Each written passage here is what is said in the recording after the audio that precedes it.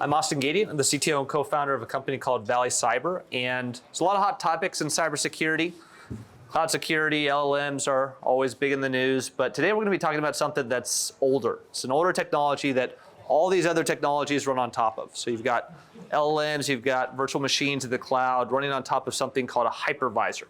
So a hypervisor is a system that is used to run virtual machines. It's typically deployed as an appliance, and so that's all it's supposed to do. It's only supposed to run virtual machines. And so we're going to talk about how attackers can go after that layer to do really nasty stuff to these workloads, particularly in private clouds and in VMware-powered private clouds. So just a little bit about me. I got my start in the security space at the US Air Force Academy. I was a member of the Academy's competitive hacking team. We did CTF competitions. I specialized in malware reverse engineering and binary exploitation. I went to MIT for grad school. I worked on a DARPA program while I was there. DARPA is the Defense Advanced Research Projects Agency, and we worked on something called HACS. And HACS was all about autonomously finding and destroying botnets. And the approach that we took was really to build a botnet that went around destroying other botnets. And so part of that was about developing automatically generated exploits. And so that's what I was focused on, automatic exploit generation. I focused a lot on targeting Linux systems. So I was doing a lot of offensive Linux security. After that, the Air Force sent me to Kirtland Air Force Base in Albuquerque, New Mexico, and I worked on security for satellites, satellite ground systems, satellites in orbit. And it turns out nation satellites really run Linux operating systems a lot. So I was doing a lot of defensive Linux security. We ran into challenges with some of the commercially available tools for defending them. And so Valley Cyber got started as a Linux and then eventually a hypervisor security company. And so that's why I'm standing before you talking today about hypervisors. And despite it being a pretty old technology, I think it's been targeted much more heavily within the past 3-4 years. And so Huntress put out some really interesting research late last year about a 700% increase that they saw in ransomware attacks against ESXi. And so there are a couple groups that are pretty active. One of them is called Scattered Spider. Scattered Spider was super active early in the year in 2025. And then later in the year, there were a lot of attacks by the Akira ransomware group. And so these attacks are really devastating. They cause these massive impacts to revenue and damages because you can imagine a company that's very reliant on a private cloud. Most of their workloads run on a private cloud. And what happens in these ransomware attacks is all that private cloud infrastructure goes down all at once. So the virtual machines get encrypted, and then you're kind of out of luck. You can't really do anything until you get the VMs back online, either from a backup or some other method. And some of these companies had their backups impacted too, which is really, really not a good situation. So the talk is definitely focused on ransomware actors, but we're also going to talk about these nation state sort of espionage campaigns as well. And so in addition to getting onto the hypervisor and trying to encrypt the virtual hard disks, another sort of attack is just to try and export them and take the virtual hard disks and then analyze them in your own attacker infrastructure, try to find secrets and source code and keys inside of those virtual hard disks, because the data that's inside of a VM is also inside that virtual hard disk. So if you can export it out of the environment, you can read a lot of interesting information. And so there's an attack called Brickstorm that was reported on by CISA and the NSA late last year that's pretty interesting. And there have been a couple attacks that led up to Brickstorm that were very similar. So that's also something that's been going on for a few years. So with that, let's talk about sort of the market for hypervisor security and why we're so focused on VMware. So VMware, in terms of private cloud, is the most dominant hypervisor out there. And they've been acquired by Broadcom. A lot of people aren't happy about the way Broadcom has changed things with VMware. And there's been sort of narratives out there that everyone's moving off of VMware because of what Broadcom has done. This actually hasn't been the case over the past few years.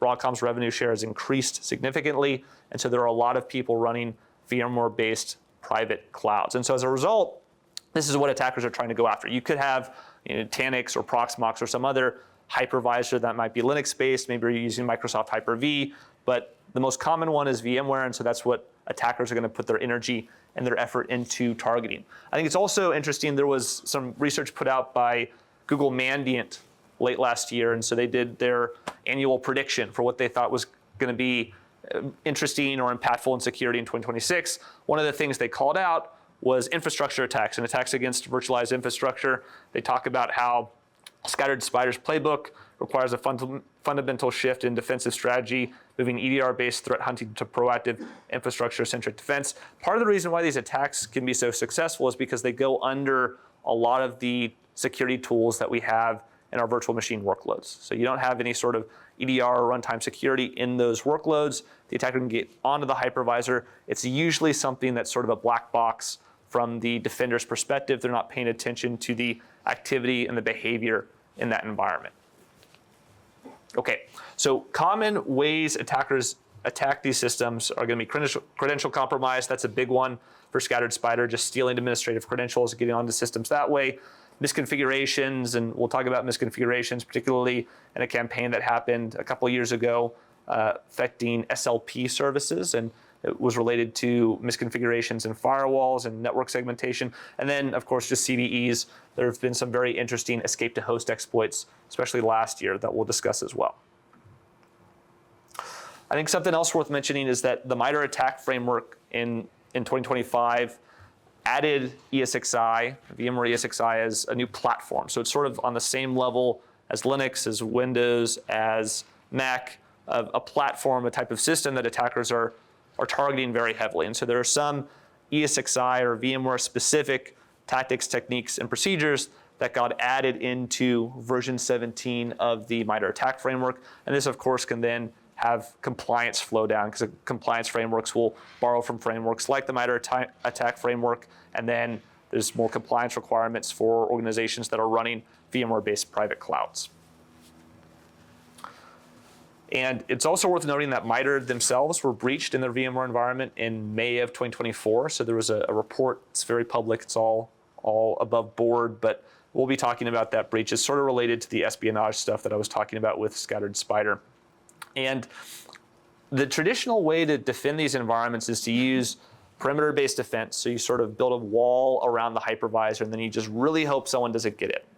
And the problem that we see a lot are identity-based attacks, where attackers are stealing credentials for a system administrator and then traversing through the cloud environment or environments that aren't typically monitored by tools like EDR. And then once they have that credential to get onto what's called vCenter, which is the management console for VMware, then they can actually do a lot of nasty things. They can turn on SSH to the hypervisor. They can log into the hypervisor.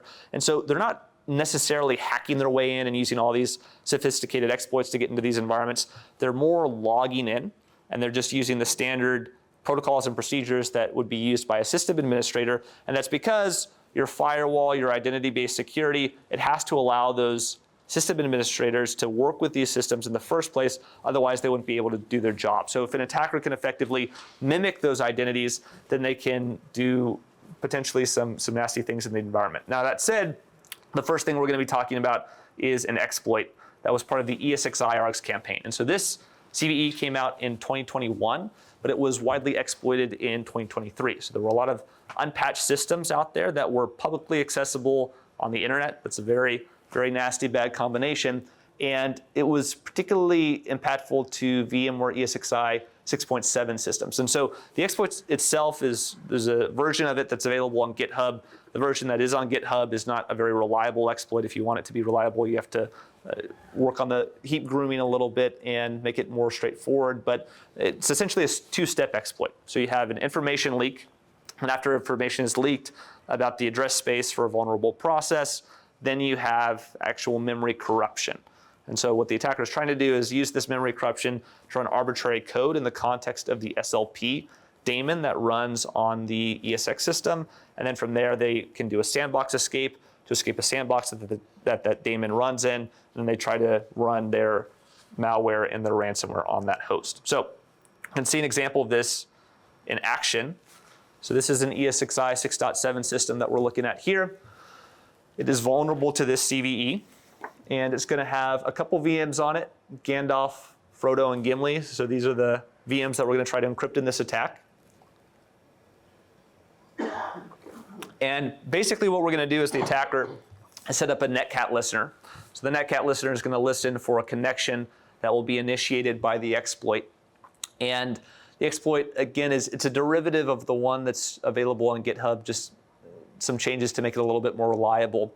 And essentially what it does is first, it will make a series of network requests to the SLP service. Those network requests will shape the heap in a very specific way.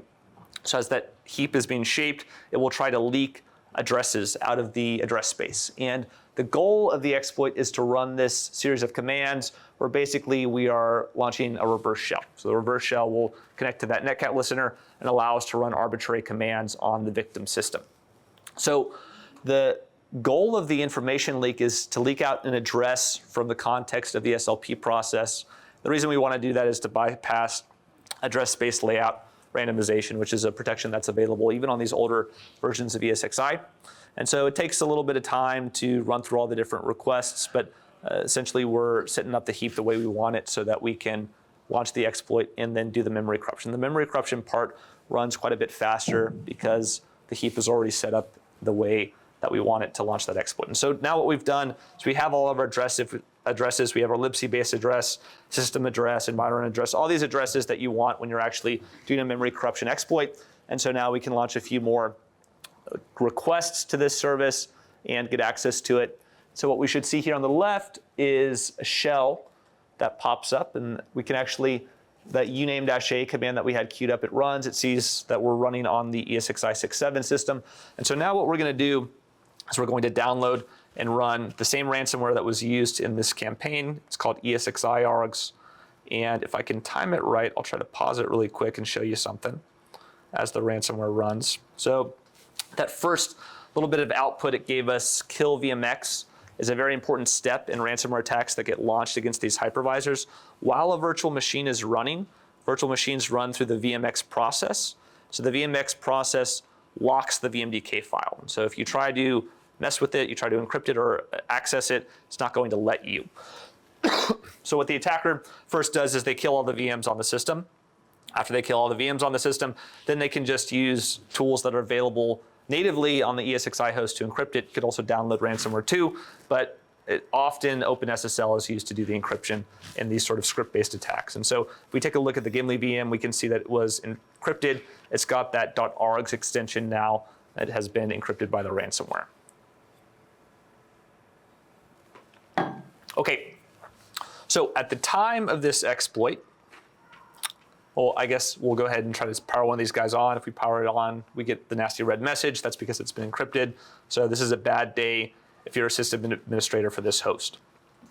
So at the time that this attack happened, there were like 19,000 systems vulnerable to this CVE that were publicly accessible on the internet.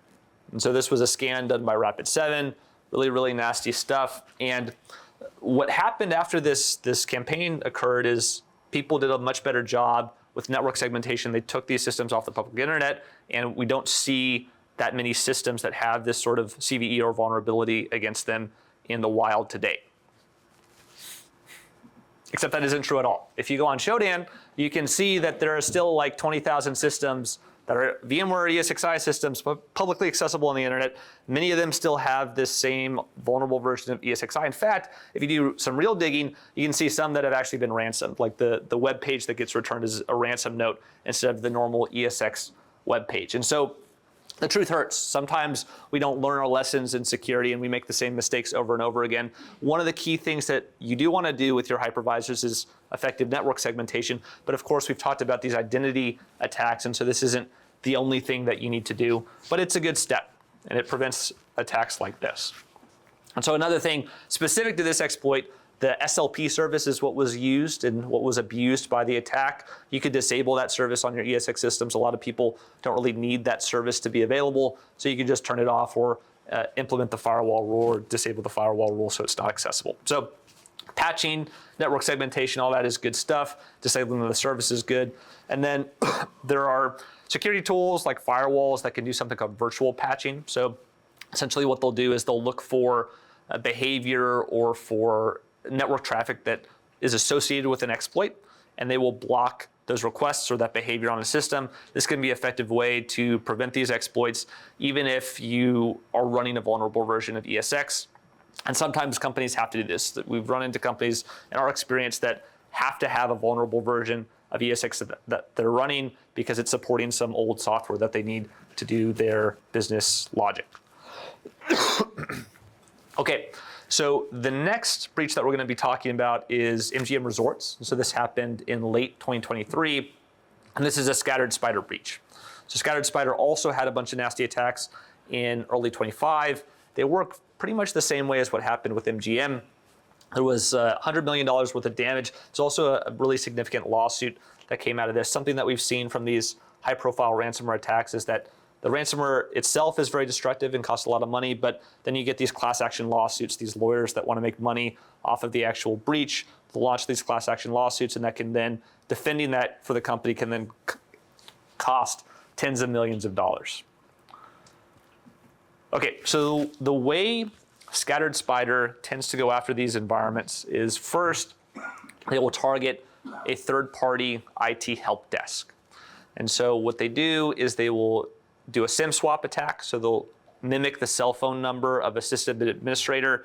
Now with AI, what they're also doing is if they find like a YouTube video of you or something like that, they'll try to steal your voice and mimic your voice. So it's a very sophisticated, very good phishing attack to the third-party help desk. And those third-party help desks are dealing with a lot of different requests. The request that these attackers give is, hey, I lost my password, can you reset it for me? And these IT help desks, they're dealing with hundreds, thousands, tens of thousands of these requests a day. And so eventually one of them gets through that shouldn't have gotten through. And so once the attacker has those initial credentials, they use that access to access cloud services, particularly AWS services within the enterprise environment. They find their way and they move laterally to the VMware environment. And this is where they target the vCenter system.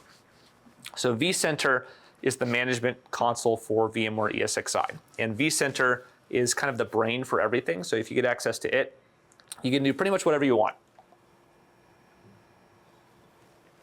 So we'll see an example of that in the next little demo. So you assume we're an attacker that has credentials to the system. And what they're going to do now that they have access to vCenter is they're just going to try to modify the services that are turned on this ESX host. So if we go to the services, we're just going to look for the SSH service and we're going to turn it on. Very straightforward, simple to do. And this is a typical thing that an administrator might try to do on the system. In this demo, we're going to be going after this Walter White VM here. So we're going to be trying to encrypt that VM. And what these attackers do once they have this credential access, they just walk in the front door. They just turn on SSH, they log in over SSH. And now what we're going to do is CD over to the VMFS file system where all the VMDK files live. We are going to try and run some ransomware on it. I'll pause here because this command is a little bit long. I'll explain it. So this is a living off the land attack. We're not actually going to download malware onto the system. We're going to use grep to list out the files that are available for this virtual machine. We're going to use OpenSSL to make encrypted copies of these files. Then we're going to use RM to do the deletion. And so that series of commands allows us to really execute a ransomware attack without ever downloading any ransomware onto the system. And so this is why it's a living off the land attack. And again, OpenSSL, grep, RM, all those utilities and tools are available on ESX by default. They're all installed there by default. And so is Netcat, by the way, from the previous demo. Netcat's on there too. So there's a lot of great tools for hackers to use. So we're going to run that series of commands, and what we get now are the encrypted VMDKs. They have this little nuclear sign extension on them. If we try to run one of the virtual machines, same nasty red error message. It's a bad day if you're the system administrator for this host. So this is a little bit more challenging to deal with if you're a defender because it's an identity-based attack. Phishing happens a lot. Phishing is hard to stop. There are, of course, many good identity tools out there that can help, but it's not easy. Another kind of similar breach that happened in 24 was the CVE that was related to Active Directory. And so essentially, there's a group in Active Directory called ESX admins. And so if a user was a member of that group, they could just log into any ESX host that they wanted. And so this was, again, if they had access to this group, it was an identity problem, kind of a privilege problem in these environments. They could log into these systems and then do whatever they want. And so we can see in this next video, there is a user, Billie Jean, inside of the Active Directory. and we're going to log into their virtual machine. We're going to take a look at the Active Directory itself. We're going to try to find the ESX admins group. There it is. And we'll just add ourselves to it. So when we add ourselves to it, this user doesn't need any special credentials or anything outside of their Active Directory credentials to then access the VMware environment. So now that we've made this change, now we can just log into the ESX host that's joined to this Active Directory, and we're able to do this without any sort of challenges or problems.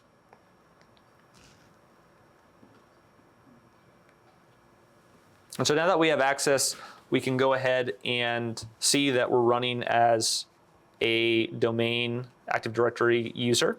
And we'll go ahead and just turn on SSH again, log in over the system, over SSH, and we're going to launch our ransomware. We can change passwords for the root account. It's what's being done now. So we're doing a lot of stuff in the GUI in these demos, but often these attacks use PowerCLI. PowerCLI is the API for VMware, so it just allows you to automate this stuff and do it across a lot of systems at once. But just for illustration purposes, for demo purposes, it's a little bit easier to see it all through the UI. And yes, now we can go on and we can run our ransomware once again. So we'll run that same command, we'll encrypt the files, and it's a bad day for the administrator. So if you look at the documentation for VMware, it talks about how to set up Active Directory connections and Active Directory integrations with your VMware environment.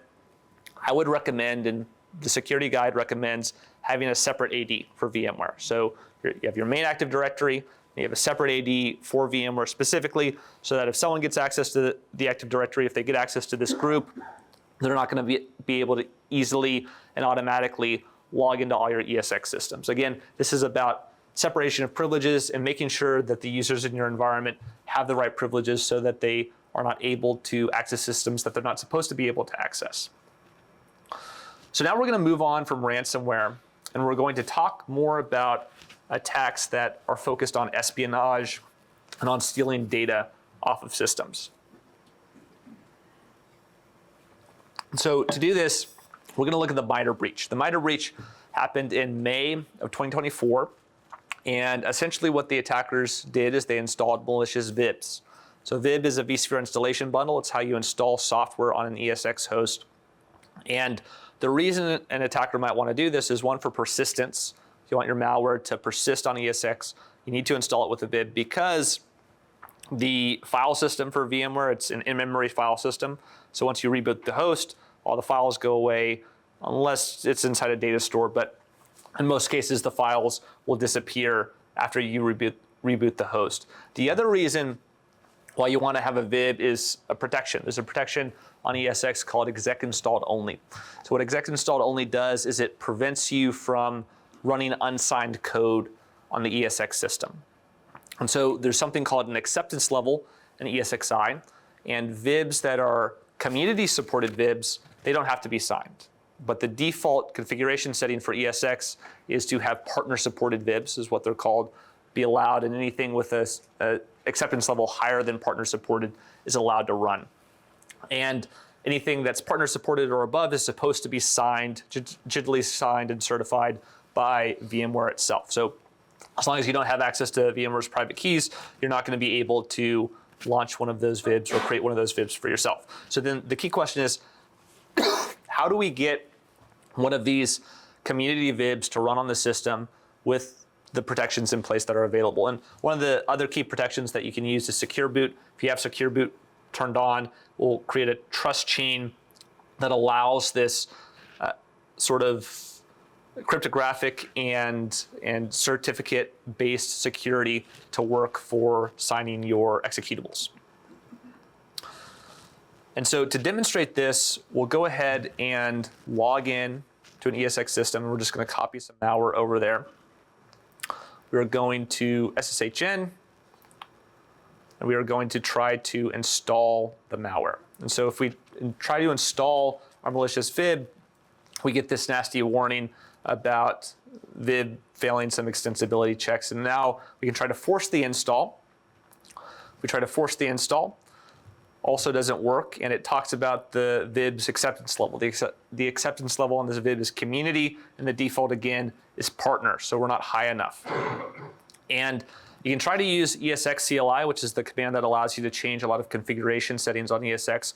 You can try to use that to change the acceptance level to community supported, but that doesn't work either because Secure Boot's on. So we're kind of stuck here. Secure Boot's preventing us from installing this community supported VIB, which is also what's allowing us to run our malware. So the attacker seems to be prevented from doing what they want to do here. And I think the problem that we need to recognize is what a VIB really is. So a VIB is really a tar.gzip file that's got some XML metadata that describes where the files should be placed inside the VIB, what permissions they should have, what persistence levels they should have, so on and so forth. And if you just try to run an executable on the host without a VIB that has the exec installed only protection turned on, we'll try to copy the Akira ransomware directly onto it. And if we run that ransomware, we're going to see a message in the logs over there on the right. So the log on the right is the VM kernel log. So it gives us a message about trying to exec an uninstalled file. And so this is why we need a VIB. It needs to be installed through a VIB for us to be able to run the executable itself. And if we take a look at the code that implements ESX CLI, there's a check in there that looks for Secure Boot being turned on or being turned off. And if Secure Boot is turned on, it gives us that message that it gave us before where it says, hey, Secure Boot's turned on. I'm not going to allow you to set the acceptance level to community supported. But there's a little detail in here where when it tries to set or get the host acceptance, it's really running a subcommand underneath it. So it's running this advanced configuration command under the hood. And so if you look at the details on what this command actually is, it's something called config store CLI, or a command line interface that allows you to modify the config store. And so the config store on VMware is the runtime configuration for the system. So it's a JSON data structure. And if you run another script called backup.sh, it will save that data so that it becomes persistent across reboots. But when we try to get the acceptance level for this host, we see it is currently partner supported. And so instead of using ESX CLI to try to change the acceptance level, we're just going to use the config store CLI command directly. And so what we did is we echoed the appropriate acceptance level that we want. We want it to be community supported into a JSON file. And then we tell config store CLI to load it. And so this is with all the latest and greatest protections turned on ESX. It runs on the latest version. This works on the latest version of ESX as well. So we'll go ahead, and after we've loaded that new configuration file, we can see that we've successfully changed the acceptance level to community supported. And so from here, now that the acceptance level is community supported, we can install our unsigned VIB. And even with that exec installed only protection turned on, we can actually run our malware now. And it goes through and it encrypts all the files like we've seen a couple other times. So this is a problem because ESX's security model says you should only run signed code. This is a way to pretty easily run unsigned code. And this has been disclosed to VMware. We disclosed it a few months ago and they're working on fixing it.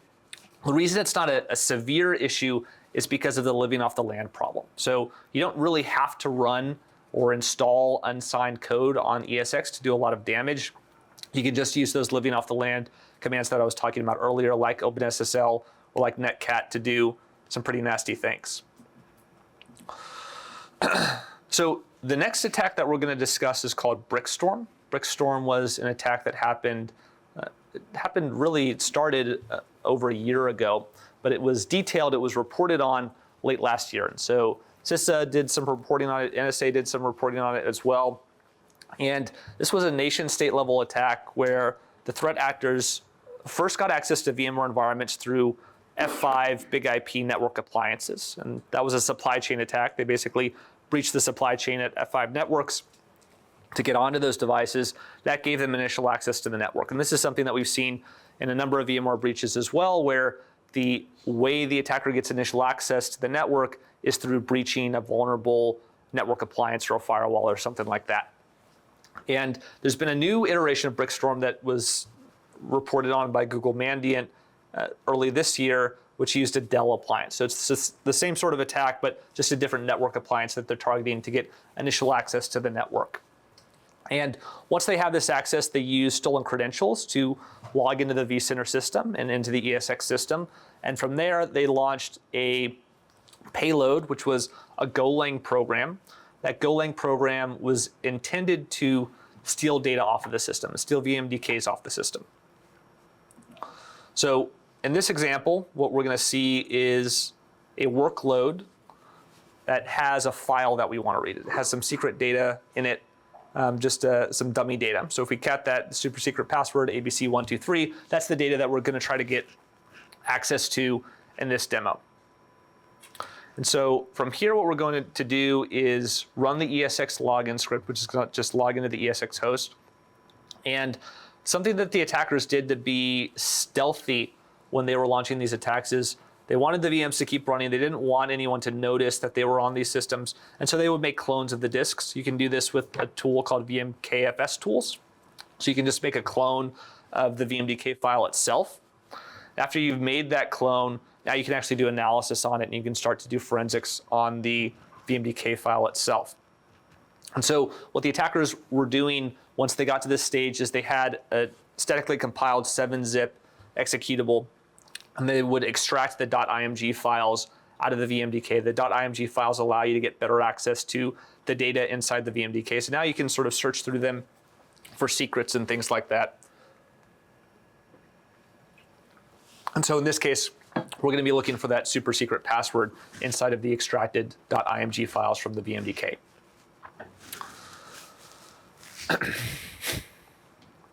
So to do this, we're just going to do something super simple here. We're going to use sed to look for that string. It takes a couple seconds because it's a large file, but once it pops up, we'll see that, in fact, our super secret password is in that .img file. And this is because the VMDK is unencrypted. So you can set up your virtual machine so that the hard drives, the virtual hard drives, are encrypted by default.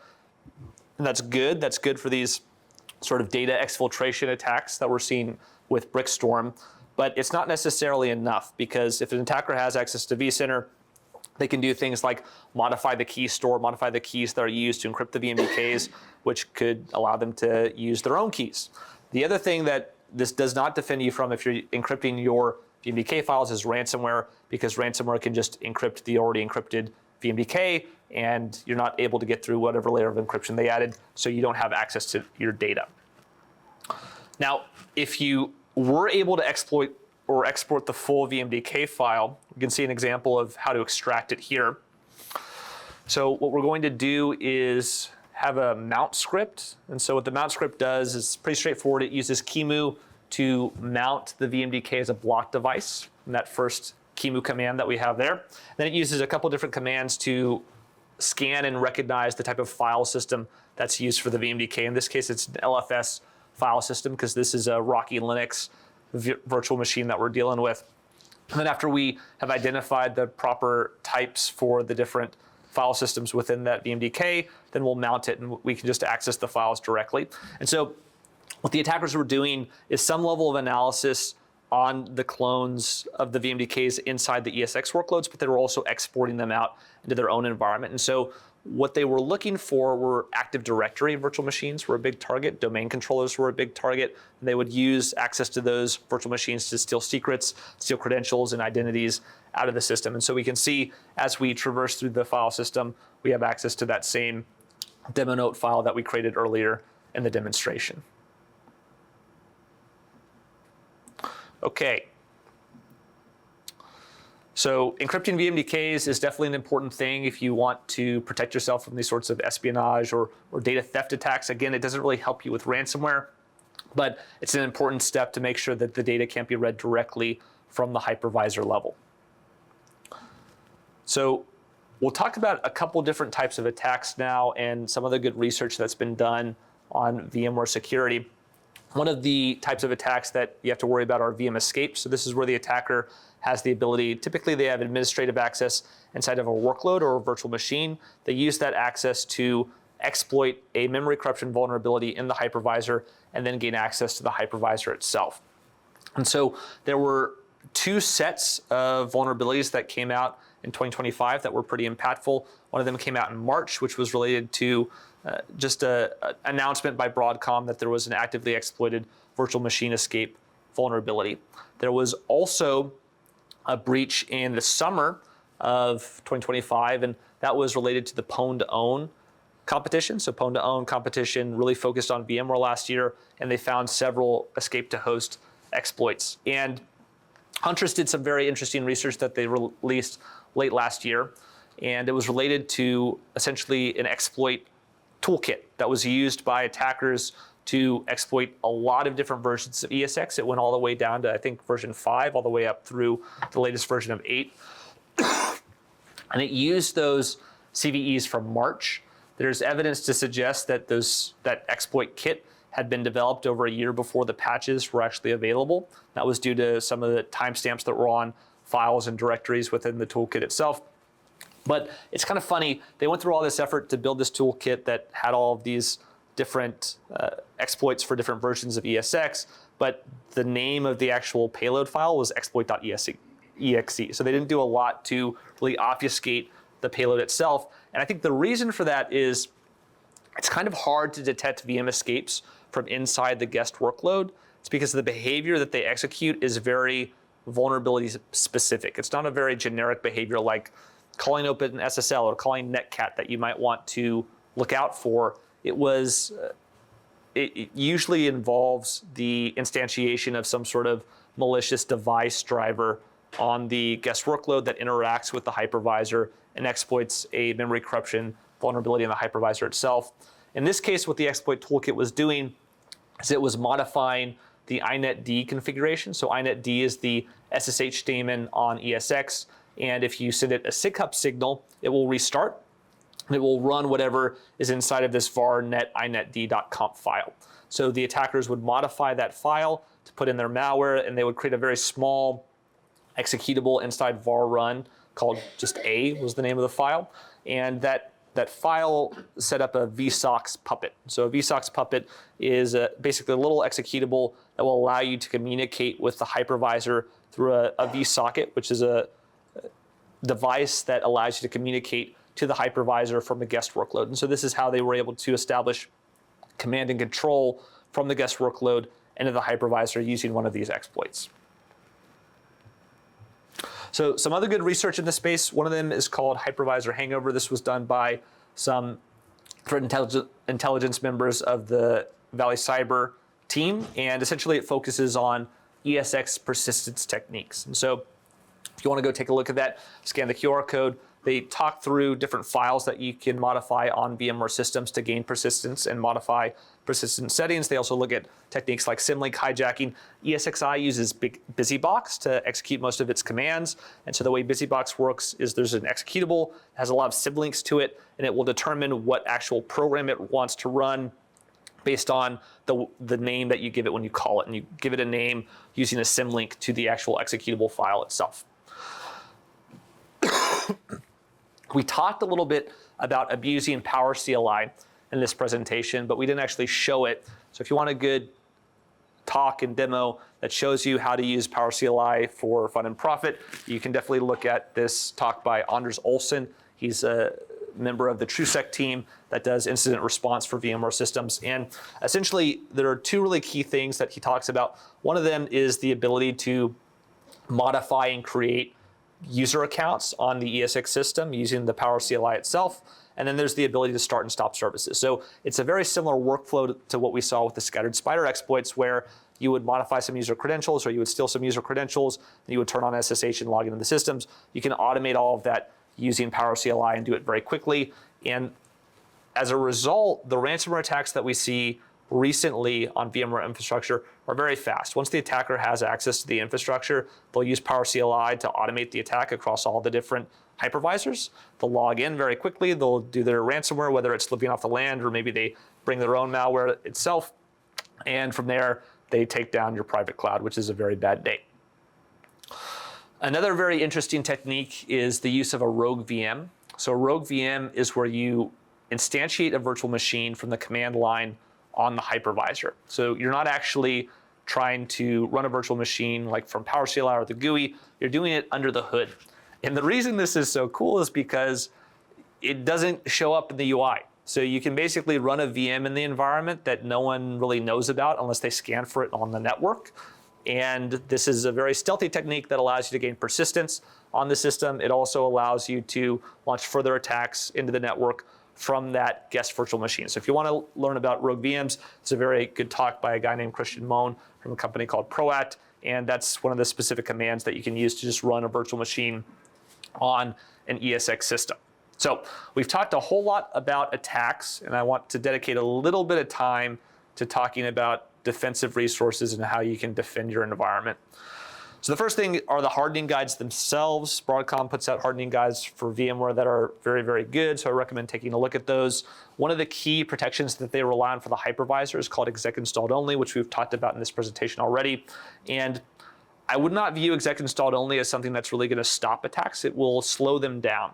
It slows them down because you can disable exec installed only by changing a setting on the command line and then rebooting the host. And so it just adds an extra step for attackers to encrypt your systems, but it requires them to reboot, which gives you a little bit more time to respond. And you can also look for those commands in the logs that relate to disabling exec installed only. That's a good way to detect early behavior right before ransomware is about to launch.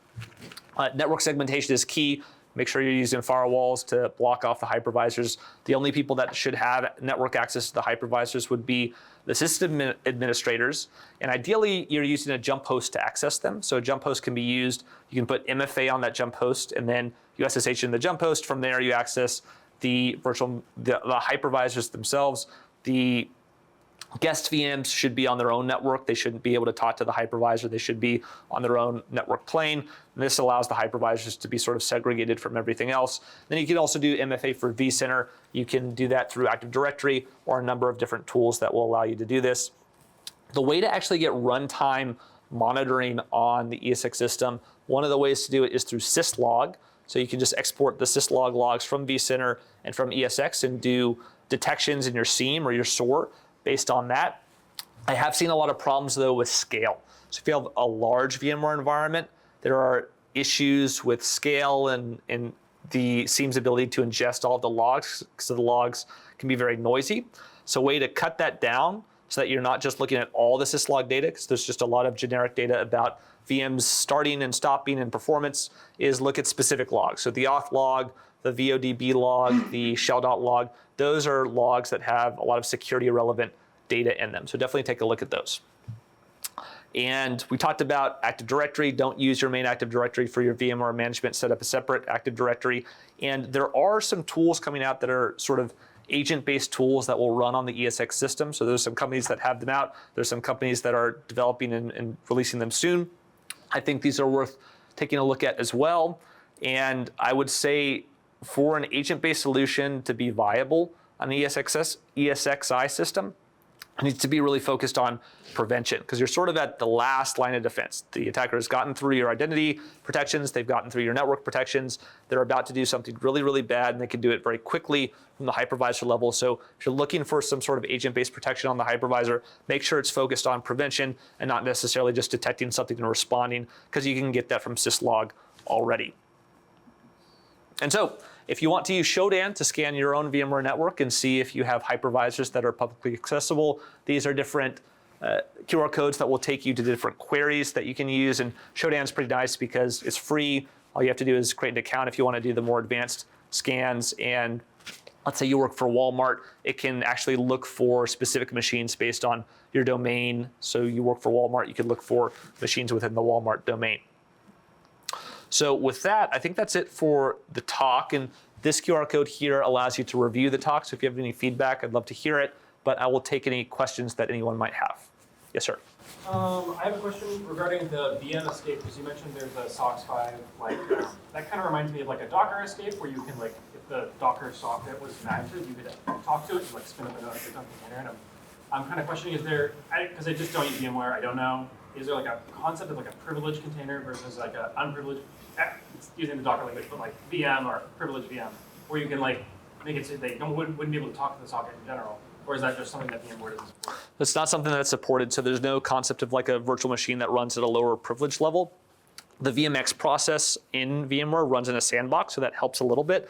But the vSoc socket is kind of like what you were saying. It allows the attacker to communicate with the host from the guest, and that's why they use it in this exploit to get that command and control into the host itself.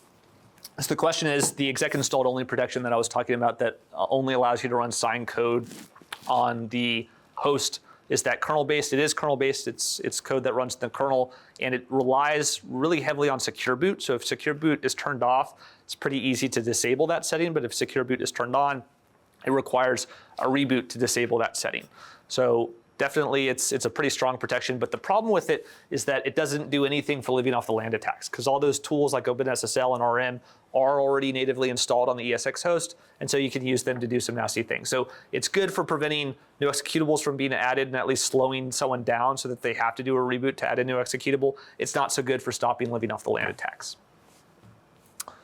Any other questions?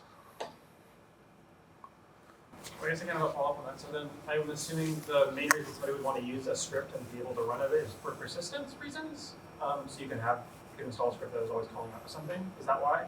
Yes, so certainly you can use a script for persistence reasons. Another reason to use a script is just to do ransomware. So like that command I ran where we did OpenSSL and RM and all those different commands to encrypt, you can do that to launch ransomware on ESX because all those are natively installed.